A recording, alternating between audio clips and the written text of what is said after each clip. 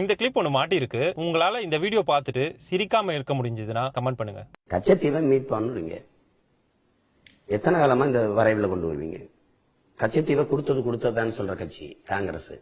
கட்சியை திருப்பி இப்ப போராடுவீங்க, யாருக்கிட்ட போராடுவீங்க? கொடுத்ததுங்கிற கட்சி காங்கிரஸ், திருப்பி எடுப்போங்கிற கட்சி, ரெண்டும் கூட்டு.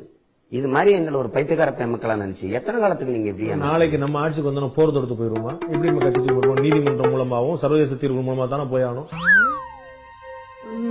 கச்சத்தீவு பிரச்சனைக்கும் காவிரி பிரச்சனைக்கும் முல்லை பெரியாறு பிரச்சனைக்கும் சீமான் ஒரு தீர்வு சொல்லுங்கன்னு கேட்கிறேன்.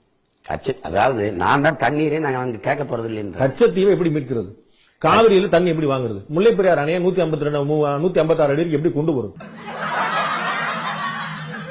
அதான் தம்பி, இந்த மாநிலங்கள்ல நீருங்கிறது அரசியலாக்கப்பட்ட பிறகு அதுல ஒரு தீர்வு காண முடியாது. தண்ணீரின் தேவையில நம்ம தண்ணீரை விடுறதுக்கு மாற்று வழி தீர்வு காண முடியாத பிரச்சனையா தான் இருக்குங்கிறது நீங்க உணர்ந்துகிட்டு இருக்கீங்க. அப்புறம் தீர்வு காணல அவங்க குற்றம் சாட்டுறீங்க. நான் கேட்கறது கச்சத்தீவு பிரச்சனை இல்ல, முல்லை பெரியாறுல காவிரில துரோகம் செஞ்சுட்டாங்கன்னு சொல்றீங்கல்ல, அதுக்கு ஒரு தீர்வு நீங்க சொல்லுங்க. நான் கேட்க பதில் தெரியாதவங்க கேள்வி கேட்டா கூட தேடி பூச்சி ஏதாவது தப்பாவது பதில் சொல்லுவான். எனக்கு கேள்வியே தெரியாத நான் யாரு? வெறும் டுபாக்கூர்.